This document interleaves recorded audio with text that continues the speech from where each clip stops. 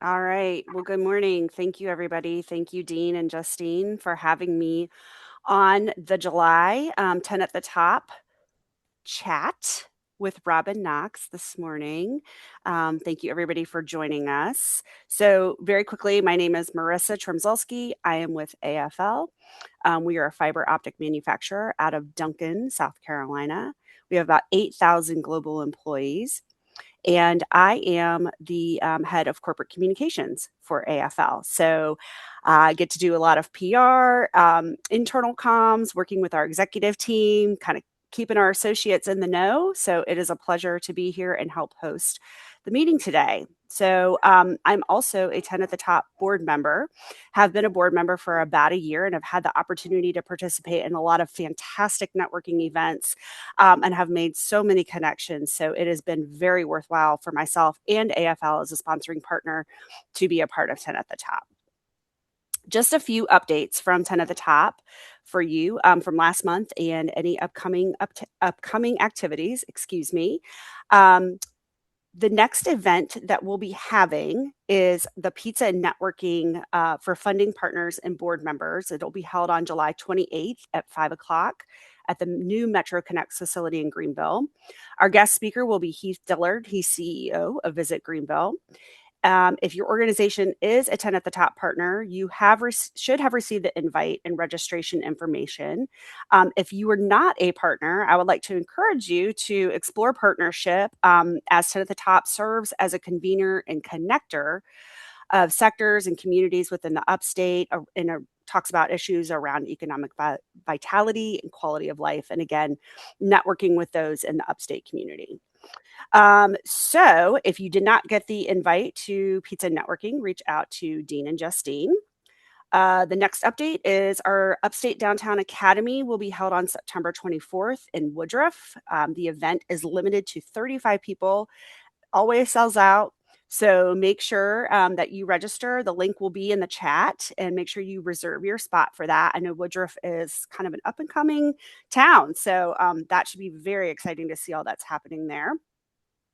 And just a nod to our funding partners, we have a very generous and loyal group. So in 2026 alone, we have already added 6 new partners, as well as seeing long-term partners like AFL, where I work, in Pinnacle Partnerships that have moved up to our leadership level. And Anderson University has upgraded to the advocate level. And if you want to check out the list of all the leadership level partners, a link will be available in the chat to see the full list of 100 plus funding partners. And if you or your organization is not a funding partner, we always have room for more. A link in the chat will take you to the partner benefits information. So moving on for today's session, we are very fortunate to have guest speaker Robyn Knox, who is CEO of HR Connects, and she is a key workforce advocate here in the upstate. Robyn's topic for today is Trust Comes First, the foundation for strong organizations and thriving communities. Robyn, thanks for joining us, and the Zoom is yours. All right. Thank you so much, Marissa. It's great to hear about all the good things happening at 10 at the top. I have been fortunate to be a partner now for a few years, and I have always enjoyed getting to spend time and networking with fellow change makers here in the top 10 counties of our wonderful state. So let me bear with me just a second, and I am going to share my screen and then we will get started. So, all right, everyone. So I'm working off of a couple of screens here. So I am a huge fan of the chat feature. So I may ask for a little active participation as we go through this morning. And maybe the 10 at the top team can help me monitor that chat a little bit as well. So this topic, actually, Dean heard me speak on this topic a few months ago in Anderson when I was speaking to a group of manufacturers. leaders, and he thought that this might be a great topic for the 10 at the Top community. I've tailored it a little bit, recognizing that, there's a lot more individuals in the room than those who just support manufacturing companies. So I'm hopeful that you will find what you hear this morning of value. So we're going to go through the presentation. Hopefully everybody can see my screen. If not, feel free to come off of mute and let me know. I like to keep things informal when I do training sessions. So questions, feel free to chime in at any point or use the chat feature. And again, if the 10 at the Top team can help me monitor that, that would be great. So basically, you'll see the objectives here on the screen, but if I was to simplify this, what I want to talk about this morning around trust is first, why does it matter? What's the current state of trust? And then what are some things that we can do to build trust? And then anytime I do a training session, I encourage the participants to take down some notes. So if there are things that you hear today that you would like to take back to your organization or operation, then you'll have those notes in front of you.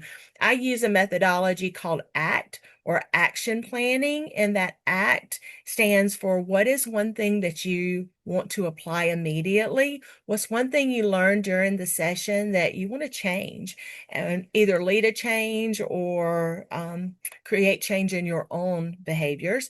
And then the third is what's one thing that you learned that you want to go teach or train others? Pay it forward. I'm a member of the John Maxwell team, and John Maxwell talks a lot about a a river, not a reservoir. So things that we're learning, we should be mentoring and passing along to others, adding value to others. So hopefully that you'll hear some things throughout this session that will fit into an action plan for you.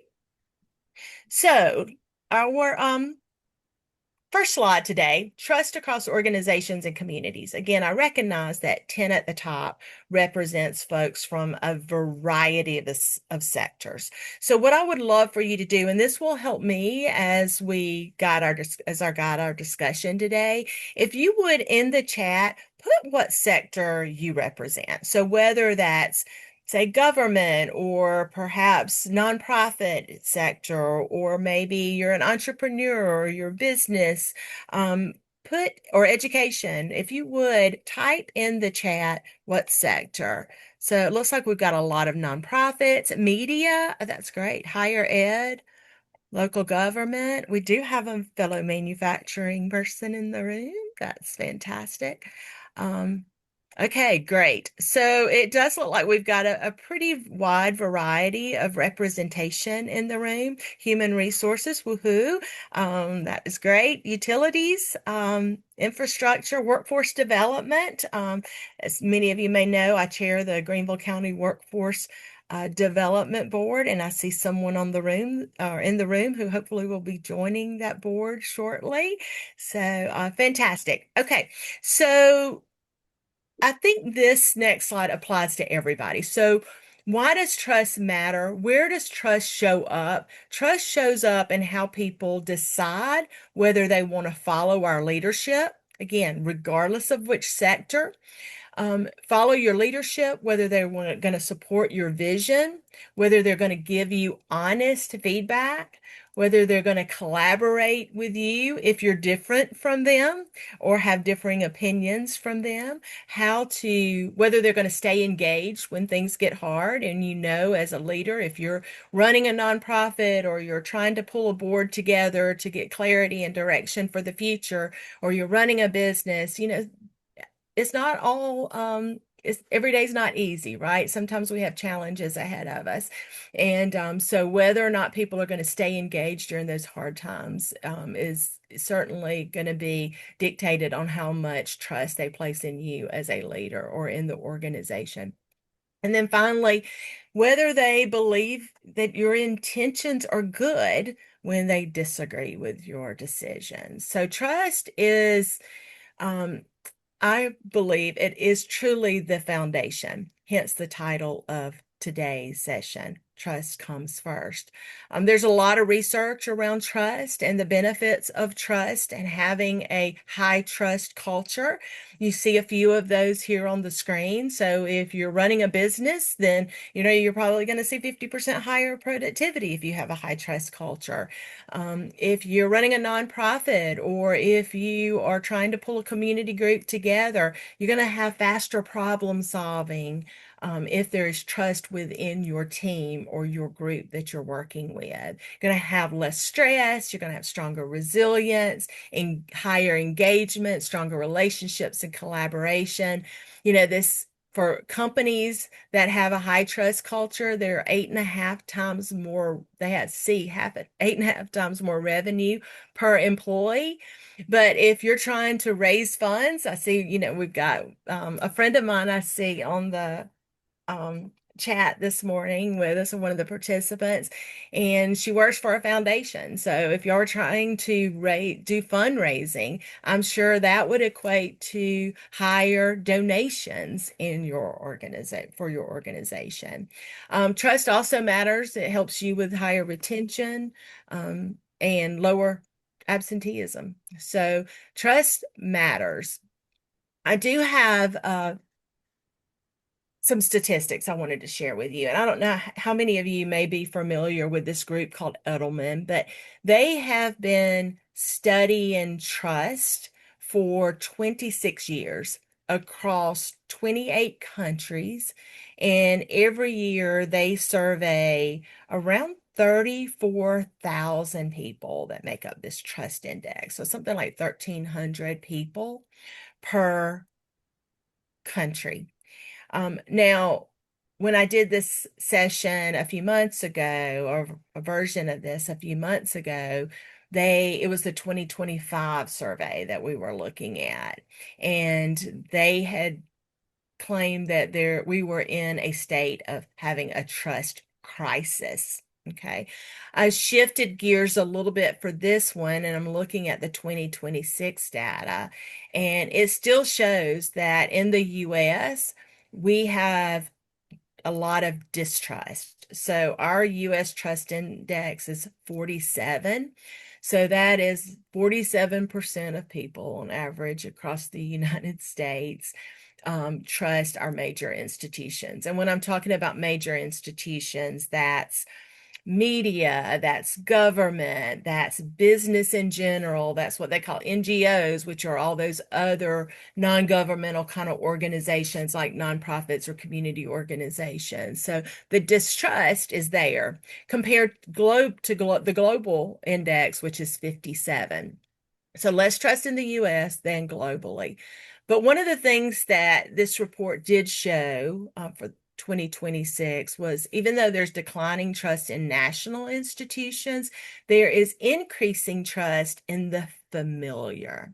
They're calling it insular, right? So if you know people, they're like you, they're your neighbors, they're your friends, they're your family, maybe your coworkers, even your employers, there has been more trust. So as we become distrustful of the big business, we trust our local business or the company we're working for a little bit more. So that showed up in this year's trust barometer.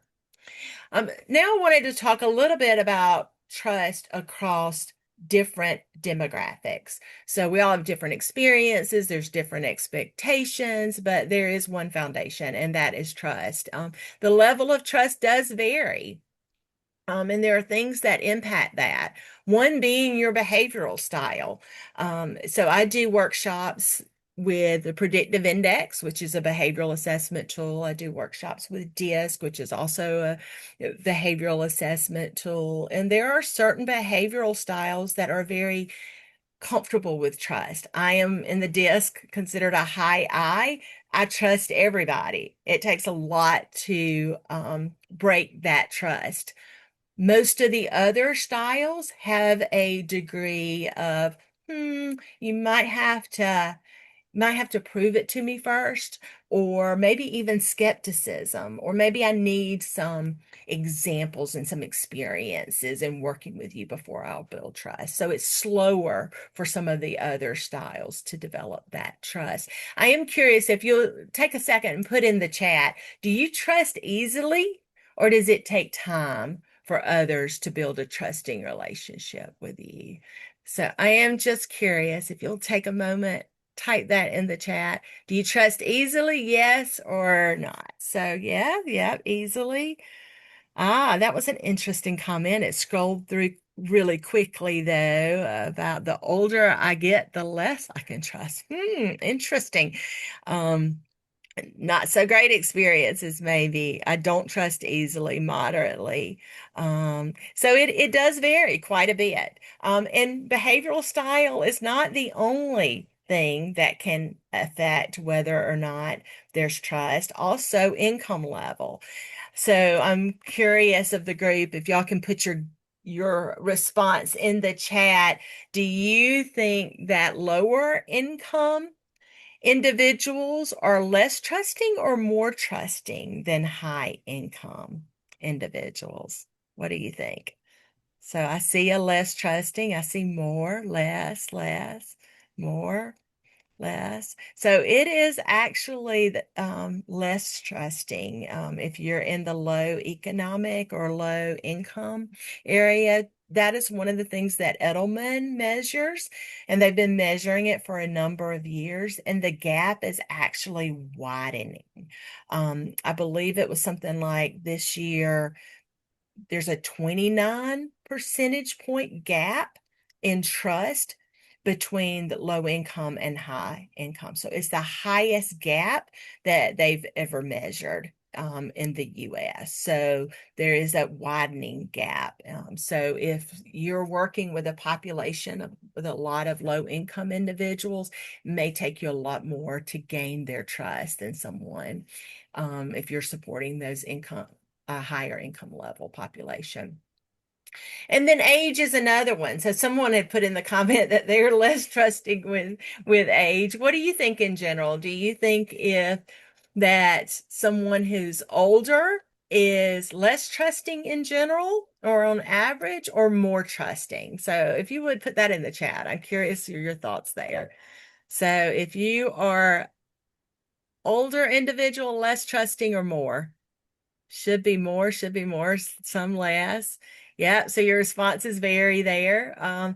There's actually some research done by Pew, who I go to quite often when I'm looking for some research data. And according to the Pew research, they say that it is somewhat based on age. And I think Edelman backs this up as well, that the younger generations are less trusting than the older generations. So I have a couple of slides here that I think will give you some insight into the different generations and how they see trust and what it takes to maintain or build trust with them.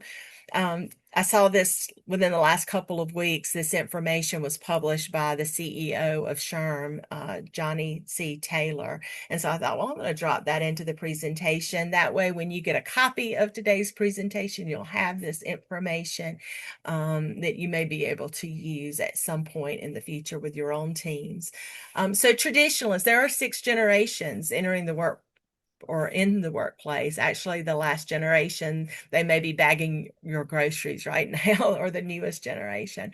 But I'm curious if anybody on the call is a traditionalist, and maybe not, but this spans 1928 to 1945. If you were a traditionalist, I would love for you to put in the chat, if this describes you, just put a big yes. So these are the things that build trust or breaks trust with the individuals who are traditionalists. They need that consistency. They want people to honor their commitments and respect their experience. If you dismiss their experience or you don't have a lot of structure in what you do, then it's going to break trust.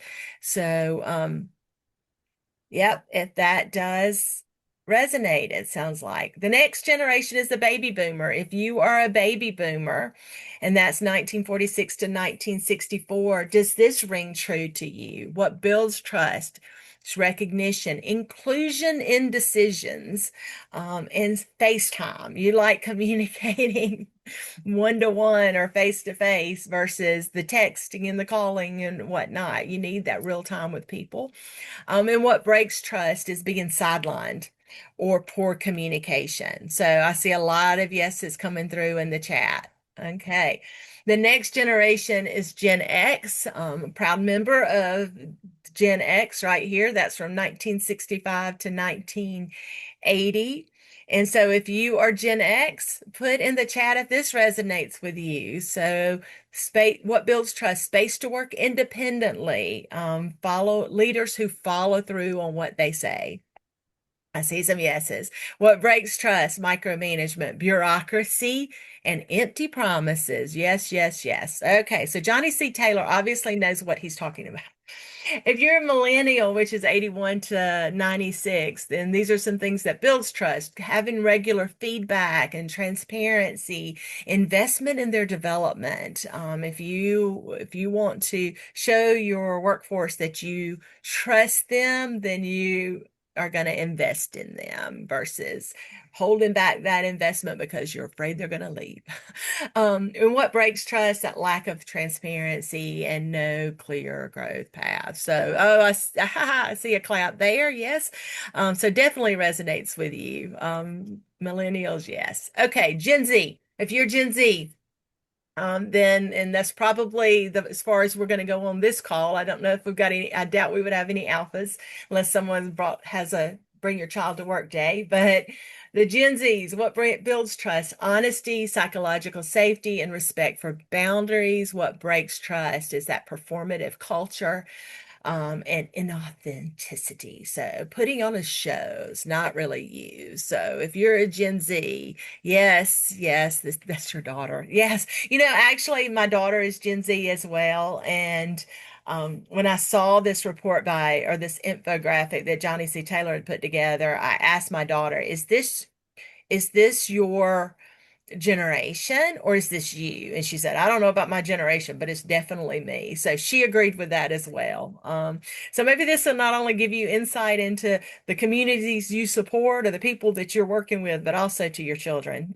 Maybe in this next one, Generation Alpha, which is again depending on the study you read or the source, the years may vary just a little bit. I think Johnny C. Taylor actually said that Generation Alpha is like 14, maybe turning 15. And so they're, probably the ones still in the fast food industry, maybe just starting out in their very first job or bagging groceries at the grocery store.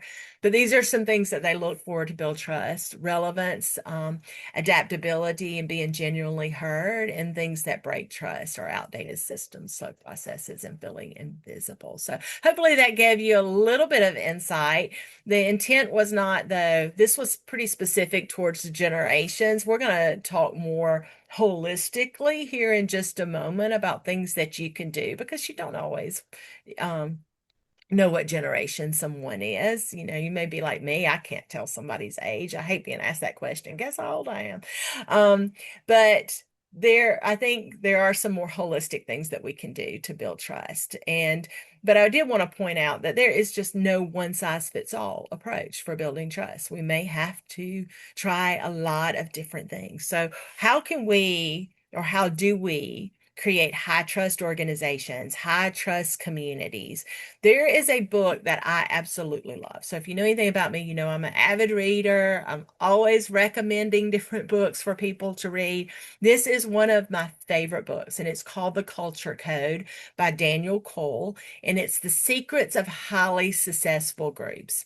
And he gives some fantastic examples about companies, about teams that work together, about organizations, and other types of groups.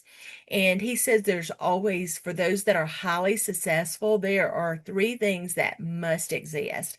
One is they've got to have this clear purpose and clear signals. They've got to understand the why, a central message, have that focus, a mission that guides organizational or community direction, and a unified language. So that's number one. But the next one is really where we get into trust as well. And that is a shared vulnerability, having a sense of trust in each other, a willingness to show weaknesses maybe in front of others, which can be hard to do. But to build trust, we have to be authentic in our vulnerable self, but also being willing to ask others for help and support. So that is that shared vulnerability. And the third, I really consider it is an element of trust, and that is psychological safety. Now, some of you may be very familiar with the term. Some of you, this may be the first time you've ever heard the term psychological safety, but basically it is a sense of belonging, feeling valued, connected to others, comfortable in your position or role, appreciated. In a psychologically safe environment, you will speak up without fear of reprisal. You are okay sharing your opinions and making mistakes. There is that level of psychological safety. So, those are the three main things that are needed for that type of culture. So, my question to you, and I'd love for you to put this in the chat. Psychological safety is the belief that you can speak up, make mistakes, ask questions, offer ideas without fear of punishment, humiliation, or blame. So I want to know from you, what kind of things do you do or can you do in your organization or in your role to promote a psychologically safe environment? Okay, I love it. Admitting your own mistakes. Yes, openly admitting when you're wrong. Being consistent, fantastic. Taking ownership, great. Those are some wonderful examples. Checking in with each of your staff members, listening without having to provide a solution, not interrupting, being transparent. Fantastic. Keep them coming. Maybe we can save this chat and we can send that out to the group too, or do a summary of this and send out as some great suggestions. Reading the room, feeling comfortable, asking for help. I want to tell you about, and some of you may have heard about this before, but if not, I think it is a project on psychological safety that you can have in your toolkit because it's great information. Google ran this 2 year initiative back in 2012, and they were trying to identify what the key factors were that contributed to high performing teams. So I look at this, you can apply this to whatever environment you're in. So if you're a government and you're trying to work with other government officials or constituents, or if you are in education and you're trying to build a strong connection with industry partners, or if you're leading a nonprofit board, I think this information would apply regardless. But this study was 2 years. It crossed over 180 teams across Google. There were over 200 interviews, and they looked at 250 attributes as to what would create a high performing team. And it wasn't the answer wasn't the most skilled team, the ones who were most talented, or team members had the highest degree of education or knowledge. The actual answer was psychological safety. That was the number one factor that contributed to their high performance. There were other factors you see: second, third, fourth, and fifth: dependability, having structure and clarity, which we talked about when we mentioned the culture code, that book, meaning of work, impact of work. Hopefully, you're seeing a theme here in some of the information that I'm sharing and how it all ties together. But psychological safety will help you increase collaboration and creativity because people speak up more, they solve problems faster, they'll drive innovation, will help you reduce turnover and burnout because when they feel valued and safe, they stay longer, they're more engaged, and it improves performance and accountability. So people who feel safe to take risk are also more likely to take responsibility. I mentioned earlier I'm a huge fan of John Maxwell. I joined his team many years ago. And if you don't know John, John is one of I think, the leading gurus on leadership in the world. He's written over 90 books on leadership. And when John Maxwell says something, people listen, or I listen. And one of the quotes that he's famous for is just saying that trust is the foundation of leadership. And one of the other comments that he makes is that, leadership is influence, nothing more, nothing less. My guess is you're on this call today because you are a leader, you are an influential person, and trust is going to be very important to the foundation of who you are. So, we talked a little bit about this earlier. I want to share with you, though, some ways in general that we can build trust. Again, going back to one of my other favorite books, I love Stephen Covey. I like The Dad and the Son. Both of their books are incredible. But one of my favorite books is The Speed of Trust. And he explores this concept of having trust accounts, and trust accounts are looked at between you and every individual you interact with. You have this trust account, and you're making deposits to the trust account, hopefully. And a deposit can be something as simple as a great smile that morning. Maybe they're feeling bad, but you come across and you make them smile, or that could be a trust deposit. And then you've got trust withdrawals, things that take away from their trust in you. So you need a lot more trust deposits than you do, because it takes a lot more of those than to build up trust than it does the withdrawals to detract from trust. So let's talk about some examples. And I saw some earlier in the chat when you were talking about things that you could do to build a psychologically safe work environment. But these are some trust builders and some trust busters that I would love for you to keep in mind. And I want you to look through this list. And if you're taking notes, I want you to write down what areas under trust builders maybe do you need to work on doing a little bit more frequently. And then what areas are showing up on this list under trust busters that you know you need to work on doing a lot less of. And you feel free to type it in the chat. As well, if you're vulnerable and you would like to, and you'd like to share with others. Maybe you need accountability partners, and I can't think of any better accountability partners than those on the call today, because they obviously are interested in this topic. Trust builders: listen actively, following through on your commitments, being transparent, admitting mistakes, recognizing contributions, encouraging opinions, constructive feedback, being fully present, and keeping confidences, treating all fairly. I used to say, if you'd asked me 20 years ago which one I needed to work on most, I would say listening actively. For I never considered that a strength of mine, but because I worked on it for so many years, one of my last CEOs had said, "Robyn, I think listening as a strength of yours." And I'm like, really? Where did that come from? It's hard for me because I grew up in a family where we're all talkers. And so, we've got to get our word in edgewise. We're always thinking about the next thing to say. So that one has been hard for me, but because I've worked on it for all these years, it now evidently is a strength of mine. So maybe you'll see that as well. Being fully present, don't looking at your, stop looking at our phones. I worked for So, if you don't know my story, I burned out in the world of manufacturing after a 9-month change of ownership with my business. I was working for somebody from California.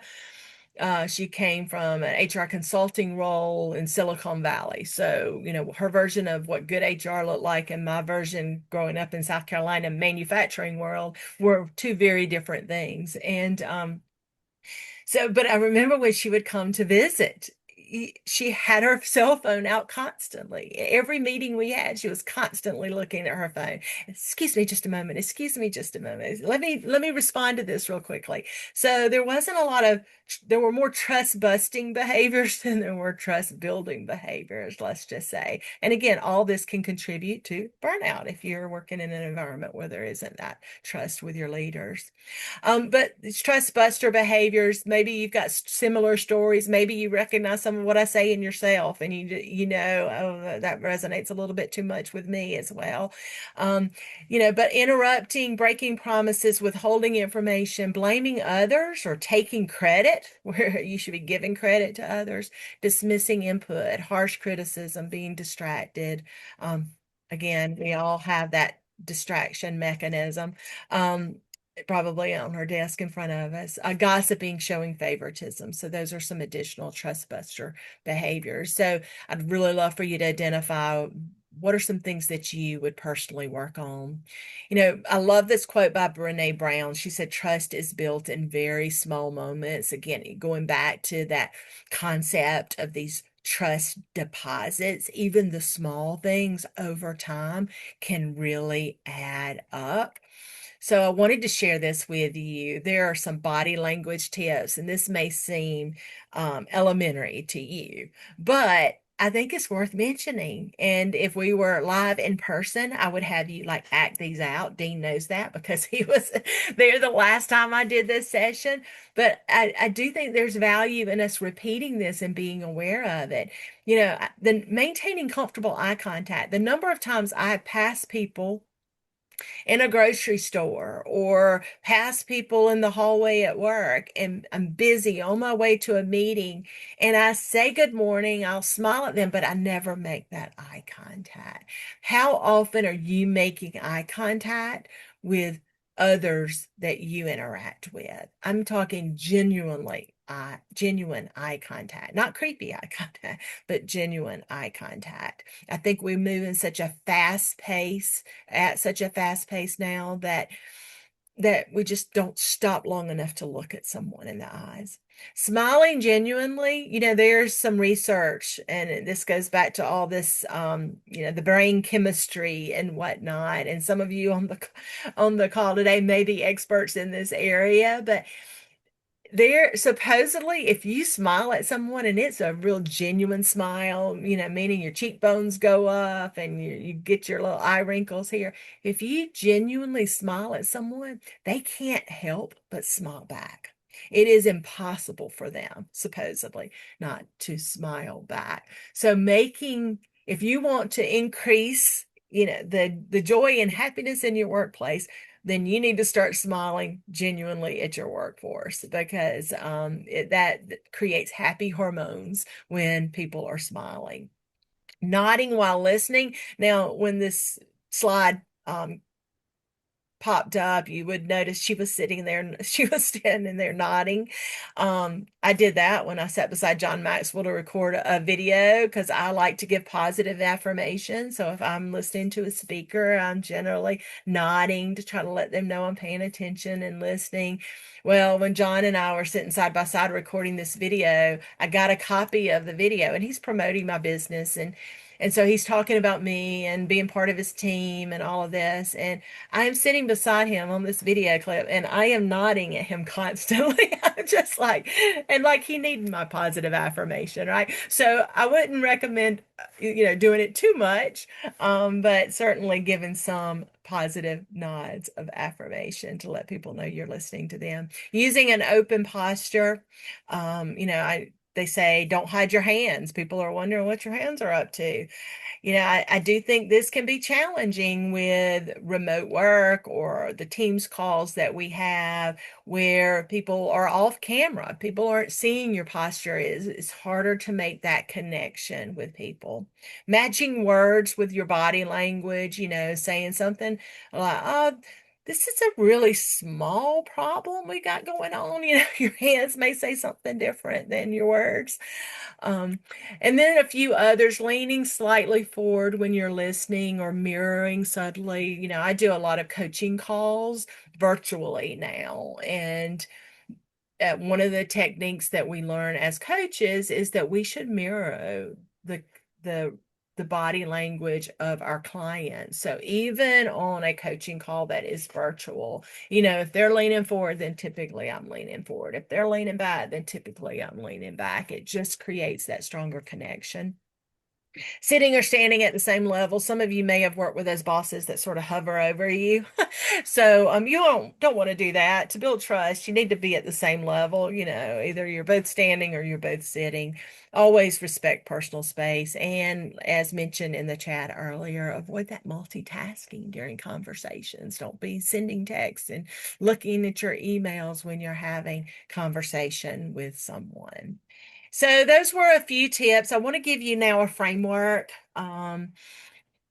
This is hopefully something that can help you remember just the trust acronym, 5 ways that leaders can build trust daily. And some of this is a repeat of what we've already talked about, but being transparent, being honest, even when it's hard, admitting your own mistakes and owning that message, not saying, the company's making me do this or my boss is require me to come and share this horrible news with you, on the message, we are doing this, and explain the why behind decisions that you're making. If not, people are going to fill in the blanks. They are going to read between the lines and they're going to make up their own stories or their own narrative. So try to be as transparent as possible. Reliability, I know this showed up in the chat earlier, following through on commitments and being consistent over time. Showing understanding, being present and giving your full attention to people, listen to learn from them without judgment. You're really listening to learn. I know I was coaching a leader the other day who had a problem with one of their employees and they were wanting to write them up. And I'm like, well, what's their side of the story? Well, I haven't asked. Well, I think you need to ask and listen to what they have to say, and then you decide what the appropriate action is. So listen to learn, ask questions, be empathetic, and consider others' perspectives. If you think of a beach ball, if we're holding a beach ball in front of us, I may see red and I may tell you that beach ball is red, but someone on the opposite side of the beach ball may be seeing yellow. They've got a totally different perspective. So until we're open to different perspectives, we're not going to have great understanding or be able to build trust. And then safety, we talked about psychological safety earlier and what that is. And you really just have to work at this, creating that space for open dialogue. You also have to model the behaviors yourself, model some vulnerability, let people know, yeah, I made a mistake or I don't have all of the answers. Um, Handle failures as learning opportunities. John Maxwell's, my favorite book of all times is the one he just released, and it's How to Get a Return on Failure. So if you've never read anything by him, I highly recommend that book because it probably touches on everything that we've talked about today. And then the last element of this framework is time. Again, going back to Brene Brown's quote, trust is going to be built in these small moments of time.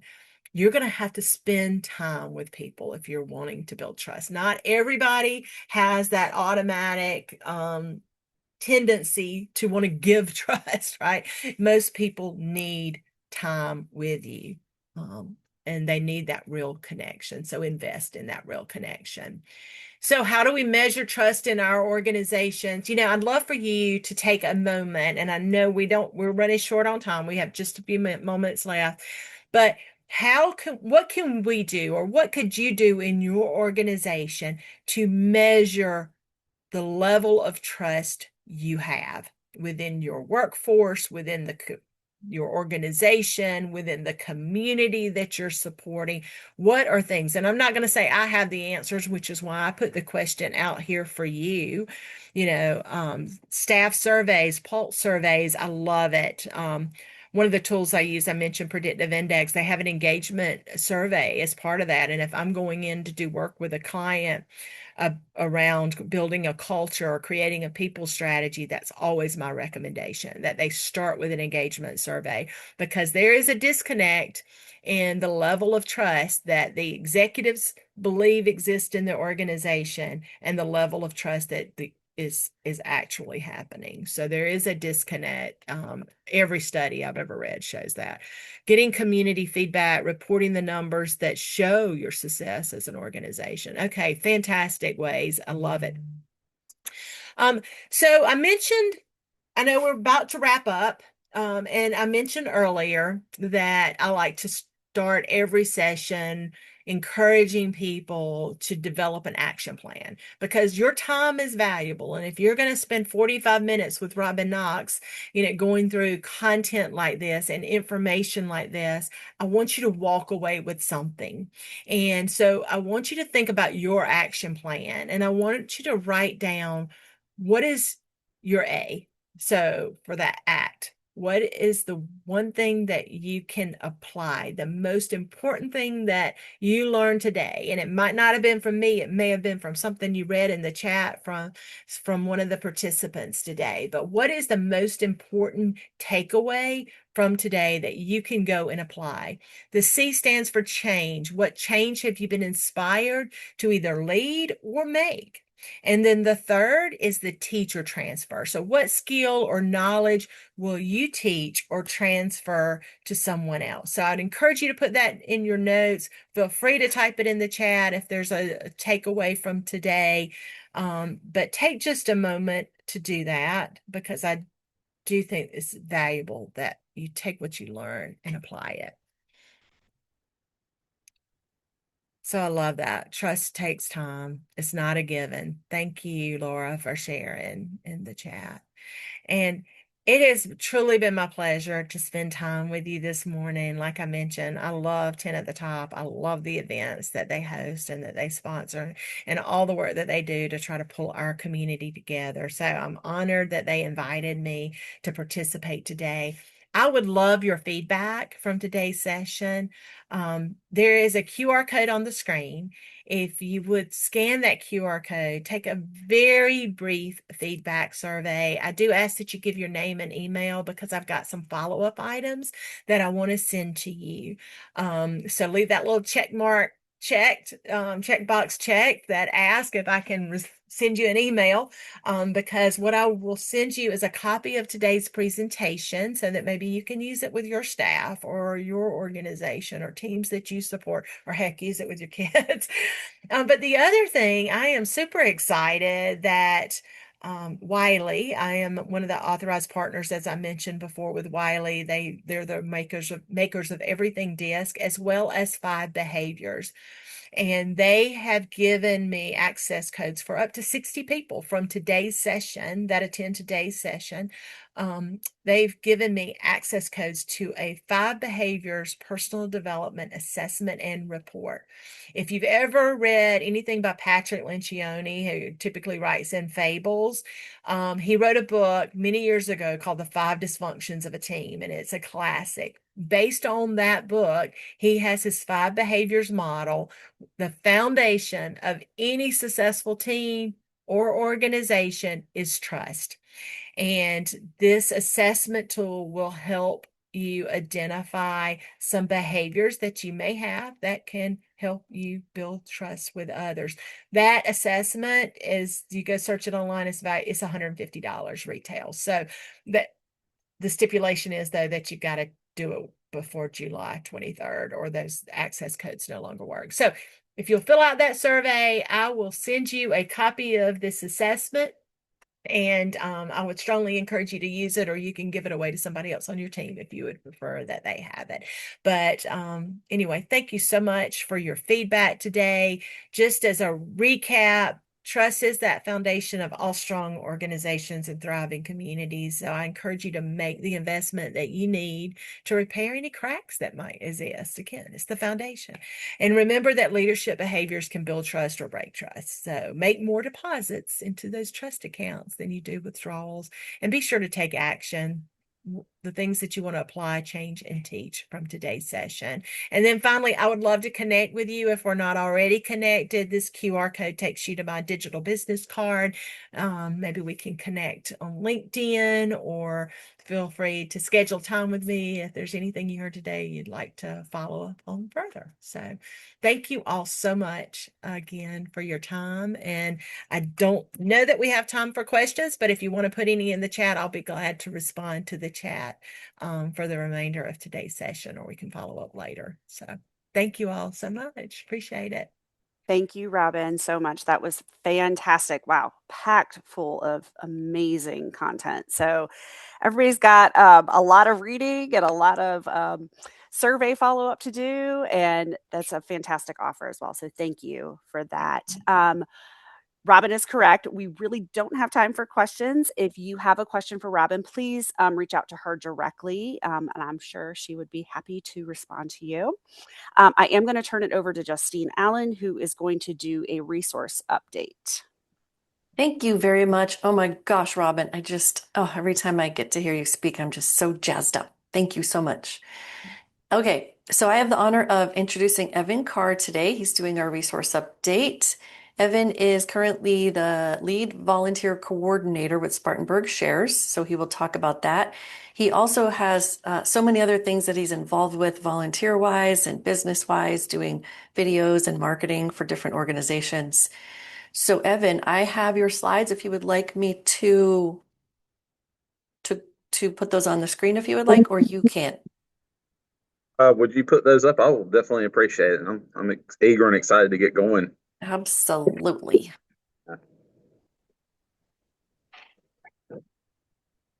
I feel like on these days is the only time I need 3 screens. Is that right? Okay, it's coming. It's coming. All righty, here we go.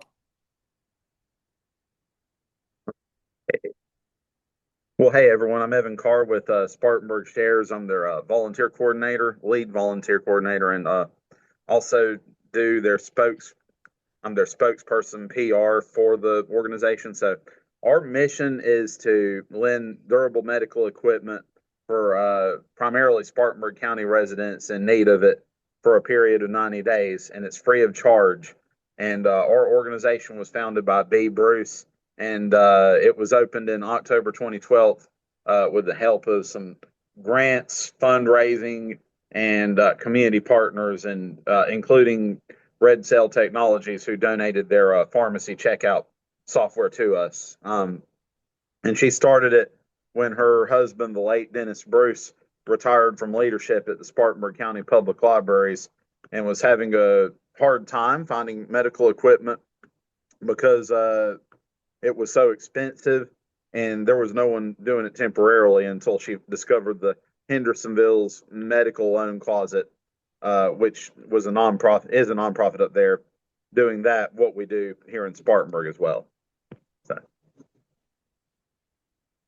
um, so what we're seeking is volunteers, not just for our shifts, but people that can help remotely with some items as well, help beef up our social media content and the other marketing pieces like our flyers, maybe get some more relationships built with some promotional and print businesses, get more collaborations and corporate community partnerships and sponsorships going. And we're always seeking donors, donations, and of course, community partnerships. So we're operating every Tuesday from 9 a.m. to 1 p.m. Thursdays are 2 to 6 p.m.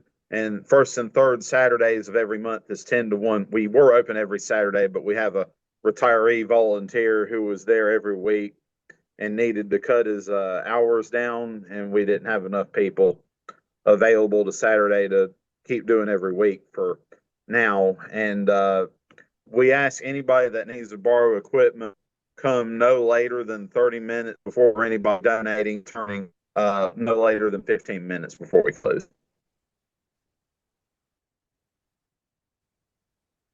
Next slide. So we're located at 137 South Dean Street in Spartanburg, South Carolina.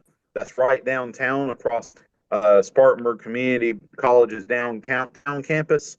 And we're next to the new city offices, which is the former Bank of America, and that's their temporary offices because they're going to be moving into a new county complex being built across from Fifth Third Park in Morgan Square. As foodies out there, we're also near the Kennedy and New Way. So these are some of our community partners. The Cancer Association of Spartanburg and Cherokee County, McCarthy Tesler School, Interim Healthcare, Red Cell Technologies, Regenesis Healthcare, St. Matthew's Episcopal Church, the Episcopal Church of the Advent, Access Health, Mobile Meals, Spartanburg Community College, Spartanburg Regional, All About Seniors, Eden Terrace, St. Christopher's Episcopal Church, USC Upstate, Central United Methodist Church, St. Luke's Free Medical Clinic, and VCOM, which is not on here. And I'm sure you would love to have more. Yeah, yes, absolutely. We're definitely seeking those. So Spartanburg is such a large county, so as you see, we serve a large swath, of course, including downtown and towns that overlap into other counties like Greer, Cowpens, Chesney, Pacolet, Pauline, Enoree, Landrum, and then in between like Roebuck, Lyman, Duncan, Welford, Campobello, Inman, and all of those. And so we serve all the little mill villages, the incorporated towns, and so many different zip codes in Spartanburg County.